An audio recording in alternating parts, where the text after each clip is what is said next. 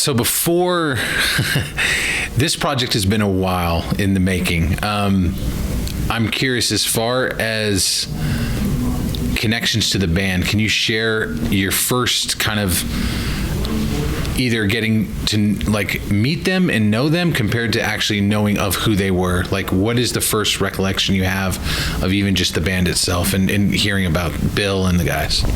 Yeah, I mean, I guess that doesn't have to be in order. Yeah. For me, it was early 2000s, maybe 2002, 2003, when the sort of rebirth of the New York rock scene was happening right around then. I was 15, around there. This sort of one of those true before and after moments in your life where it sort of determines what you're going to care about and value for the rest of your life. And my older brother, which usually happens, and as you see in the movie, had been, the Strokes, the Walkmen, Interpol, Ted Leo, and the Pharmacists, and through them was finding out about Velvet Underground and the Clash and that whole thing. And in the mix of it, my brother sort of threw in one of the Embarrassment CDs. And I remember somebody giving him this framed photo of them in their practice space, the Flatiron. And they were immediately mysterious.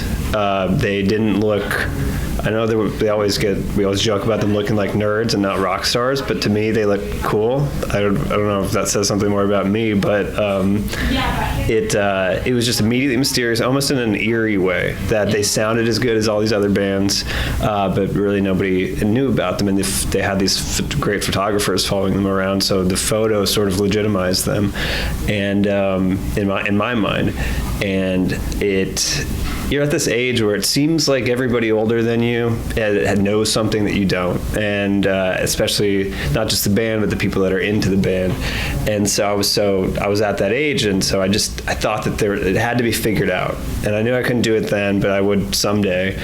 And over time, it always stayed with me. I was always a big fan through college, and at some point, I knew that somebody was going to have to make a documentary. After I started messing around with cameras more after college, I thought if I ever got more serious that would be what I would do, and I eventually called their manager, who I knew through my brother as well, and said, nobody's done this, so someone's got to do it. And he said, well, turns out somebody did about 10 years ago, and it wasn't disappointing to me, though. It actually confirmed the importance of the band in my mind. It made this whole endeavor worth pursuing. So I gave it about 2 years of doing my own research because I didn't want to interfere. I didn't know where it was going to go. And then I eventually emailed Dan Fetherston. So now we'll go back in time to when I first was aware of the band, I guess, I was graduating college in 2001, and I was playing in a band, and that was kind of an era where the internet and seeking out information had become really robust, and there was a website that still exists, I think, but it's not what it once was, allmusic.com, where you could just read these album reviews, very lovingly written reviews, not always positive reviews, but just so much information.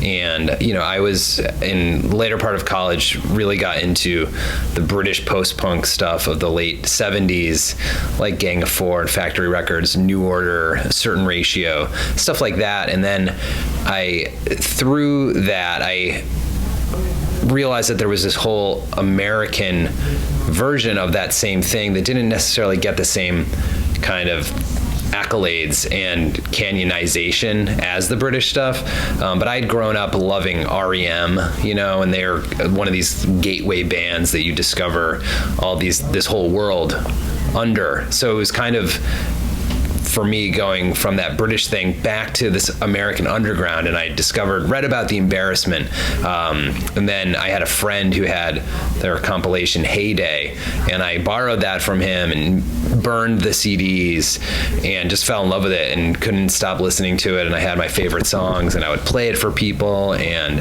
I just couldn't. And then I got that cassette and I had it in the car, and I was always listening to it, and I was playing in a band, and we were trying to cover some of their songs, and then eventually, and this was like in 2002 probably, and I don't remember how I got their like emails, but I did somehow.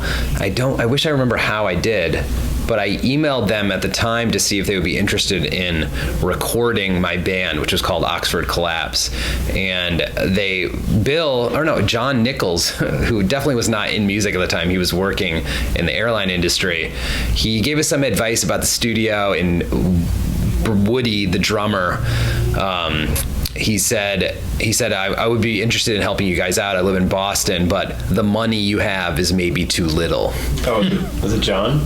It was Woody. Oh, it was Woody. That's right. It was Woody. Yeah.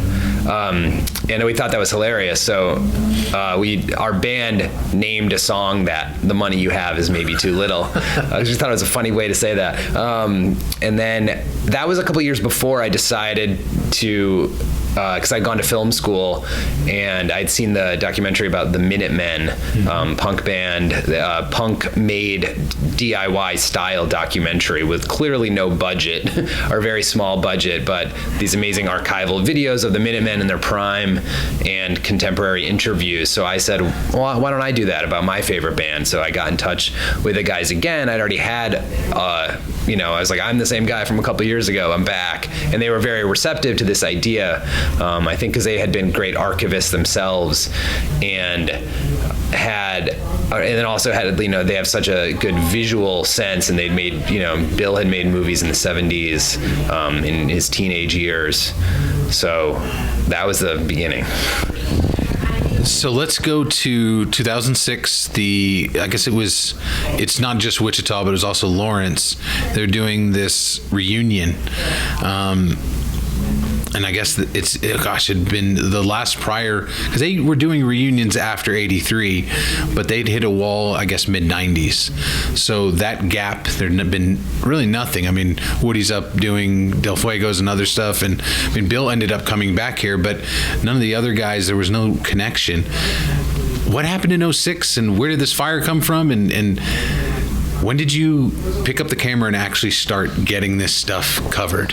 Yeah, so that was 2005 when I saw the Minutemen documentary. It was they weren't doing film festivals. They were touring around like, a punk band would. With their film, they were playing these. They were doing like local screenings, and they did one at Lincoln Center in New York City. And I just had this idea when I was there. I was like, I have to do this for the Embarrassment. So I contacted the guys, and we did our first interview. I mean, I say me, it was just me. I went up there with a borrowed camera from the place I worked at a market research firm in New York City, my day job. And on a weekend, went up there, met at Woody's house. Bill came over and we did a first series of interviews.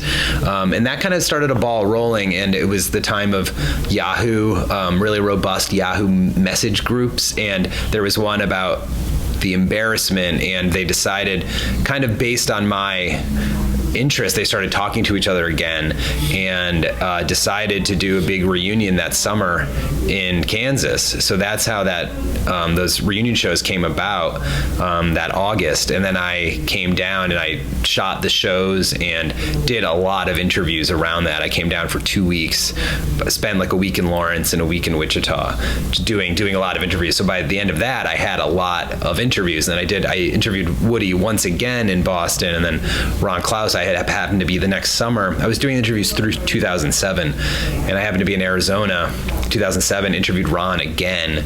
And that's when then I sat down and it's like, okay, I'm going to edit all of this footage. But then I also was in a band, and we were going on tour, and I went on tour for all of 2008. And then it was, 2 years had passed, and technology had changed. It was kind of the beginning of the DSLR era. So the footage to me kind of felt old. And then it's just, the years passed. And then Danny started doing his own thing. But speaking of those reunions, though, so like story was that we didn't meet. We've been working on this for 3 years straight, but we didn't meet until yesterday, about an hour before we went over to the Orpheum for the premiere. But I did go to one of those reunion shows back in 2006. I was 19 and came back from college in Lawrence to Wichita and was at one of the shows. And when we were editing the concert footage over the past couple months to make like a separate concert film for those reunion shows, I'm like spotting my brother who I was there with behind the stage going back to the bathrooms and stuff. So I'm like, oh, this is the night that I was there. So, but I was just 19-year-old, so we didn't meet back then. But serendipity brought you together. Yeah. I love that. Wow. One of the elements of the film I love is all the stuff that's not here. The flat iron's not here. Like when you go up there, it's completely different. And like talking to the guys, I was so curious about like how much brilliance in doing this for so long, both of you. You've captured a lot of the history that may not have anything left to do. I mean, Lawrence is completely different now. Like, how important is it that you made this film and just keeping track of not only this band, but what they did legacy-wise with their, they were one of the biggest things to come out of Kansas.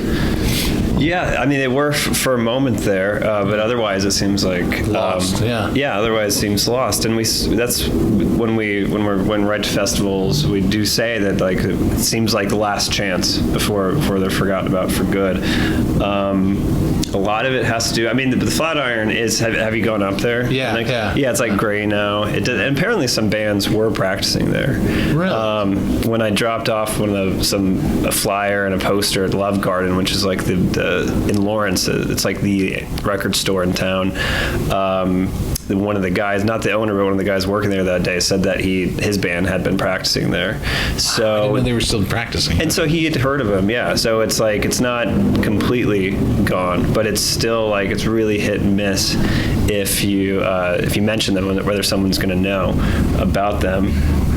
But for me, I think because of the age I was at when I was introduced, because of everything that was going on with me just being introduced to all this music, I sort of had this sort of distorted idea of how big and important they really were. That's like, of course I knew that they never broke through. That's part of their story. But I always felt like if you went into like a local record store in any city and you mentioned the Embarrassment, the owner would be like, yeah, I know exactly who you're talking about. They're really important for music history.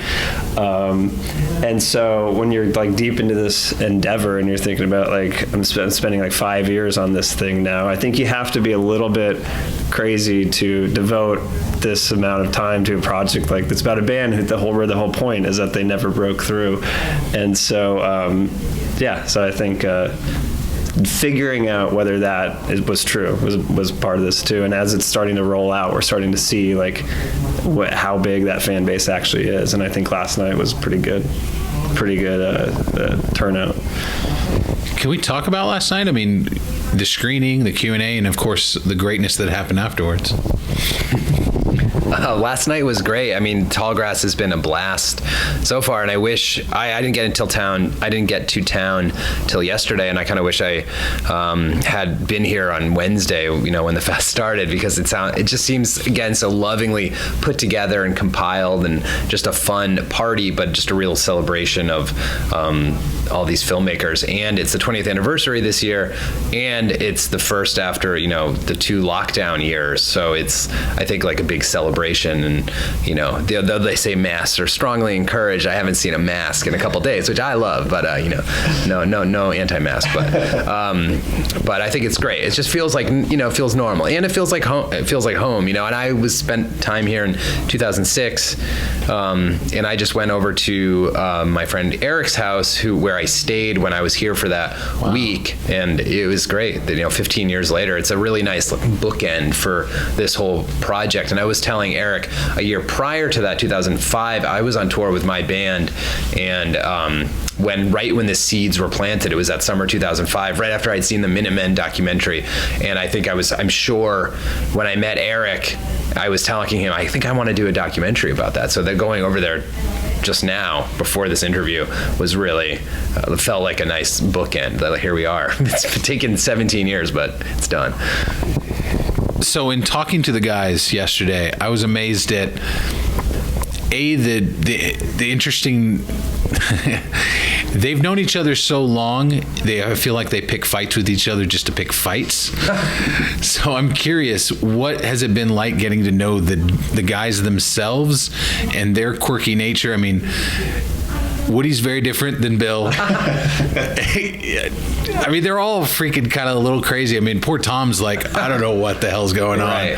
He spent more time looking at me like, I don't know what you're the same boat as me. I mean, Bill has been so helpful throughout the years of just he's been kind of my main point of contact, more than Woody or John, who I've reached out to when I need something specific. And I asked Woody, I'm like, do you have a single photo from your childhood? And he's like, no, I'm sorry, can't help you. I'm like, really?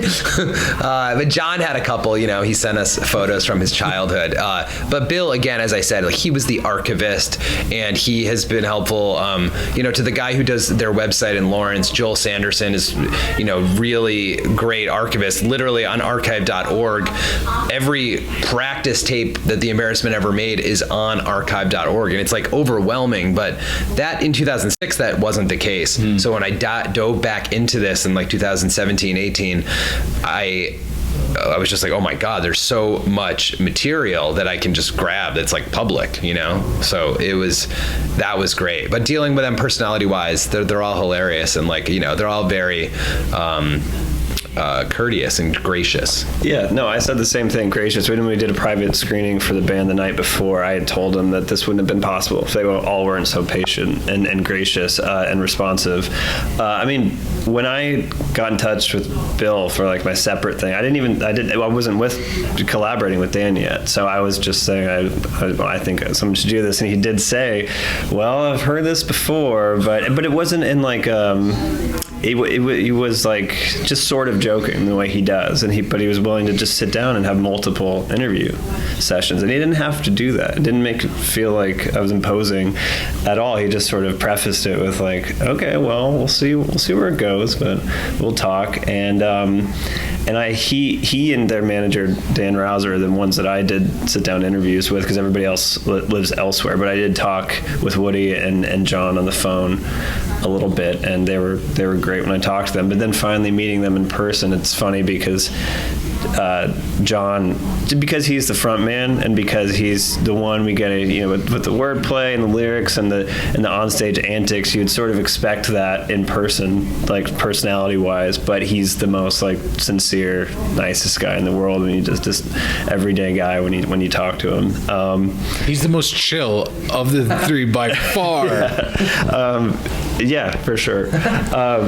But so I was living in Kansas City when we were doing a lot of the heavy lifting on this thing, and then we recently moved back to Lawrence, and my wife's family still lives here, so I'll come back, and when I do, if it's on a Saturday, I try to go see Bill at the Farm and Art Market selling his paintings, and there's some update. Maybe I'll give him back something that he had lent us, and so I always give him, okay, here's where we're at. And then finally this morning we got to go over having finally finished the thing. So today it was pretty special being able to do that. Can we talk about the Embos and this loyalty they've had with this band? They have not gone away. They showed up last night. I feel like this fan base is really, it's small, yeah, of course, but it's a weird, passionate group of people that have still kept this flame going for a band, like you said, that other people, they're lost to the music world, and yet there are those Embo fans out there that continue to follow Bill like he is a god, and Woody's this wild character, and of course John with the way his presence is just, I mean, he's fun to see happening on a stage. Tell me about the fans, and were you surprised that there's still so many Embos out there? Yes and no. It's like I was saying before. I wasn't sure if that image that I had was distorted or not. Like, I thought it was true, but I wasn't totally sure. So the turnout was a cool confirmation of that. But I think it's probably because so many of them, whether they were there in person in the scene or not, had a similar experience that I did when I was a teenager. Like, how is this even possible? There's a little part in the film at the beginning, where we put it in context with post-punk, and we show a lot of the other bands. and those bands are great, but I think in a different way, more of like a hardcore punk way. And all of a sudden, as you watch the Embarrassment develop, it almost goes into its own category with these really complex songs and great melodies. I think having John as a frontman, not playing guitar all the time, makes a big difference with that. But I was just talking with I don't want to go off on too much of a tangent, but I was talking with my brother about this, who was really helpful creatively talking to me through in the early stages. The burnout part, when we talk about the breaking up, there's one way of looking at that as like a just tired, get exhausted because touring is hard and all that. But there's another way in which like you see how much thought and how much energy they have to put into actually performing and writing these complex songs. And maybe that's something you can only do at a certain age. There's like this small window for artists or athletes where it's like, I have to give Bud Norman credit for that if I'm going to reference, but in one of our interviews, he talks about how sports and music are two things where you can be world-class good at age 21. So it's like there's a small window where you can only do that for a certain amount of time. I think it's kind of like that with Bob Dylan too. But so that's part of what I think is appealing to so many people and why they have such an ardent fan base, is that there was this magical moment where you could really only do that for a certain amount of time before it becomes too much and you can't do it anymore. But I hope that answered the question. Definitely. Well, and I think it would have. I talked to some random fan last night, and we were talking about what if they had not broken up in 1983. Who knows where it would have been. They maybe would have, put out one more vital album, and then, as a lot of bands at that era did, because I think in the 80s it was hard to fight the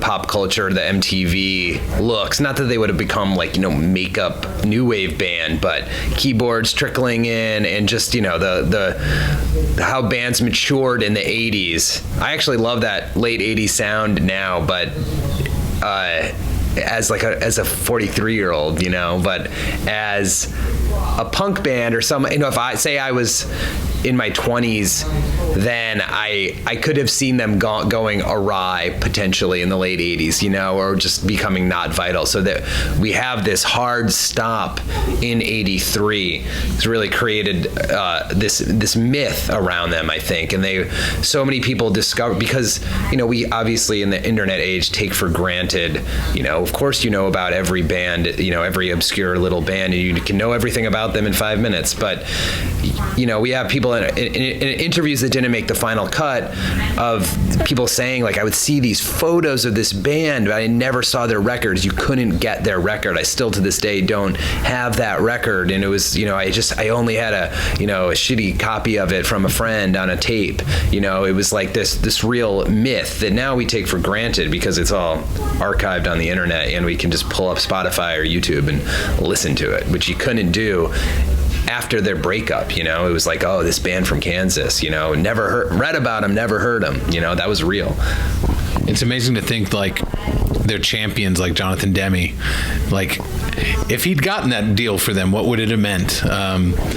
I'm curious, as far as this process of doing this doc, how has it changed you guys and what you are looking to do, even if it's not necessarily another type of similar doc, which I don't know how you could do? Yeah, I mean, I just, it's a great weight off my shoulders, because I was ashamed that I didn't complete it. It was an unfinished project, and whenever Bill would call, I'd be like, oh no, he's calling for an update, and there's no update.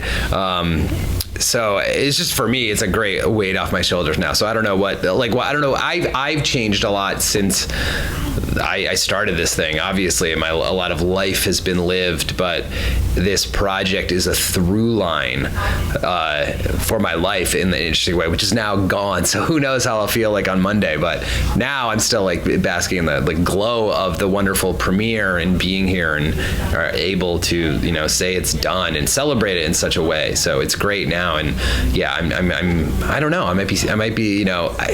You need something, because I edit full time for my day job, and it's great to have your own project to work, to pull up in the evenings and work on. So I'm probably gonna miss that.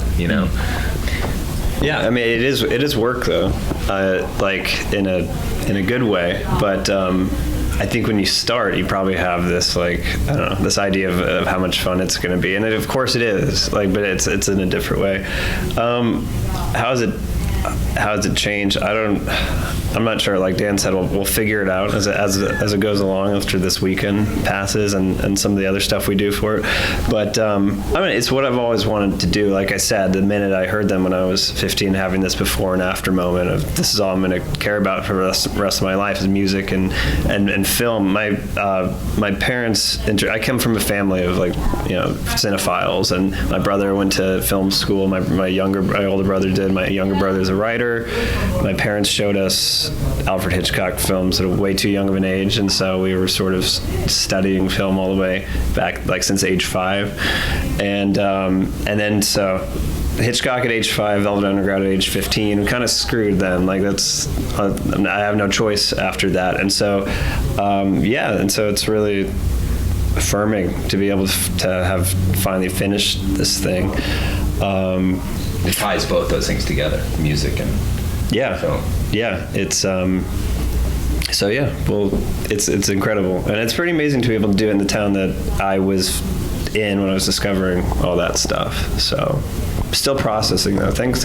It's a good thing we have so that's one upside of social media is all the documentation of it, because probably aren't going to remember a ton of it as it's happening. So, what's your favorite all-time song? Embarrassment song or all time? Well, let's do both. I mean, I don't know. You want to go first? How do you answer this question? Well, I'll stick to Embarrassment. That's easier to take on. Like, that's changed a lot. When I was 19 and going back to the concert, my brother and I were just talking about this morning because of the CD that we were given. I think it was was there another fan-made CD called Lifespan?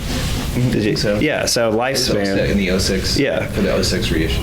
And so I think that was the first one we were shown. And so we interpreted that as Lifespan is their song. Now I think it's Sex Drive is the anthem. That's the clear fan favorite. Wellsville is the approachable one. It's the pop one that you would show somebody, I think. But I think, so there's all sorts of answers to this question, but Celebrity Art Party I think is the defining one for because the chorus opens and it's how would you even settle on that as not the chorus, the opening riff? How would you even settle on that as so Bill plays that and they're yeah, that's going to work and we'll make a whole catchy song out of it. It hardly makes any sense. It's there's this story of the Strokes when before they'd gotten signed to RCA, they only had an EP out, and somebody played the Modern Age for a record exec, and he heard it for 10 seconds, just the opening. It was okay, that's it, we're signing them, because nothing else sounded like that at the time. And so with Celebrity Art Party being the first song on their EP, I always sort of saw that as the equivalent, and it shows their sense of humor. The whole thing's making fun of the scene that they were in, and just so I think that's the defining one. But I don't know, Woods of Love, Corrine has become one. Can I just name? I'll just go through the track list. We just do a director's commentary on every single Embarrassment song. That's awesome. No, but one thing I will say is that I have new favorites as we've made the movie, and none of them are getting old. A friend of mine, last week or something, we were riding in a car and somebody in the back hadn't heard of the band, and then my friend who was driving was well, let's put them on unless you're sick of them. And I was honestly, it's probably because of the way editing, and it makes it fun. But no, I'm still tapping my feet as we're doing screenings and stuff. So all of them are my favorite. I can tell you my least favorite. They have changed for me too. I would say my favorite song, Lewis and Clark is one of my favorites. And I think my favorite song that I latched onto right when I got into Heyday, 20 years ago, that my band tried and failed to cover was Sexy Singer Girl. And I'd Drive Me to the Park, I always loved.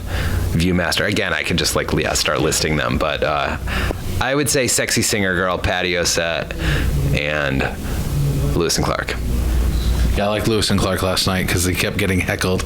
I was like, yes, he deserves it because he gets, Bill's awesome about it.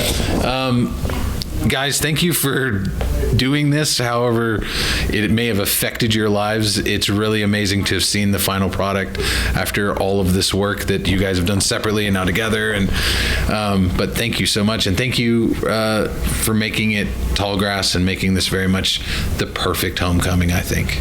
Well, thank you.